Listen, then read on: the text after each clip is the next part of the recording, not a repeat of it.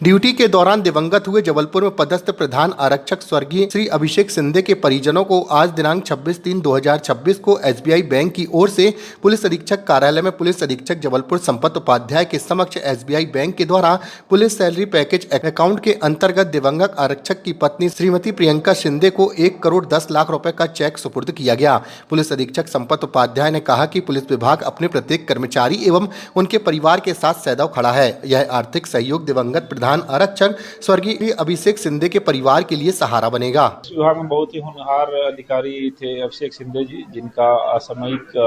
कर्तव्य पथ पे काम करते हुए मृत्यु हो गई थी और उस संबंध में आज एसबीआई बैंक की टीम उपस्थित हुई है। पुलिस सैलरी पैकेज में जो खाता रहता है उसके तारतम्य में 1 करोड़ की राशि और 10 लाख की राशि पर्सनल इंश्योरेंस के कुल 1,10,00,000 रुपए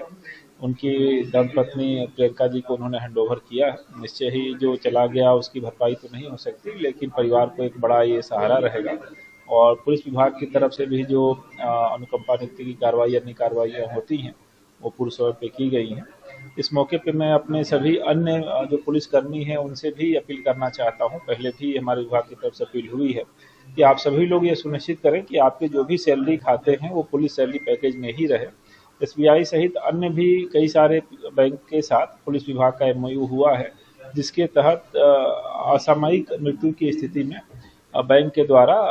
इंश्योरेंस किया जाता है और उसमें एक बड़ी राशि 1 करोड़ से ऊपर की राशि दी जाती है। अगर आप किसी के साथ दुर्घटना होती है तो ऐसी स्थिति में उसके परिवार के लिए एक बड़ा संबल होता है और आगे बच्चों के पालन पोषण और पुलिस में पदस्थ श्री अभिषेक सिंधे जी की जो आकस्मिक मृत्यु हुई है उसके जो क्षतिपूर्ति के लिए जो स्टेट बैंक का जो है एमओयू साइन है पुलिस डिपार्टमेंट के साथ, उसके तहत उनको 1 करोड़ रुपए का बीमा राशि का भुगतान किया गया है। 1 करोड़ रुपए एक्सीडेंटल इंश्योरेंस के रूप में तथा 10 लाख रुपए लाइफ इंश्योरेंस का जो है कुल मिला के उनको 1,10,00,000 रुपए का भुगतान उनकी वाइफ श्रीमती प्रियंका शिंदे जी को किया गया है।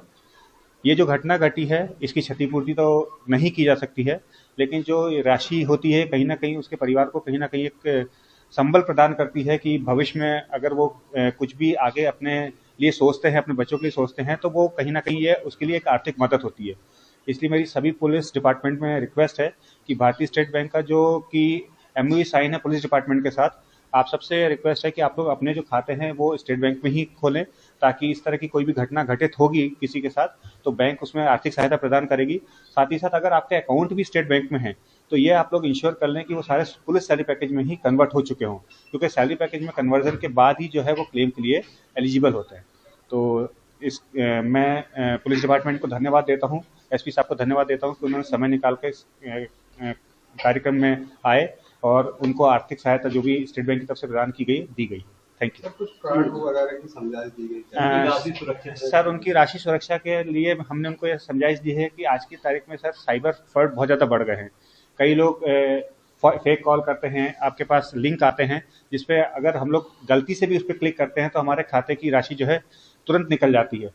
तो उनको ये समझाइश दी गई है कि आप बचत खाते में जो है जितनी आपको कम से कम रिक्वायरमेंट हो उतनी राशि आप उसमें रखें, शेष राशि आप इन्वेस्टमेंट के रूप में कहीं पर भी जैसे एफडी या आपको जिस तरह की भी रिक्वायरमेंट हो उसको उस तरह से इन्वेस्टमेंट करें, ताकि जो है आपकी शेष राशि सुरक्षित रहे। और इनकी भी जो राशि है उसको हम लोगों ने मैक्सिमम जो है एफडी में कन्वर्ट कर दिया है। हर महीने ब्याज के रूप में राशि उनके अकाउंट में आएगी, जिससे उनका मासिक जो खर्चा वो चला सकते हैं। शेष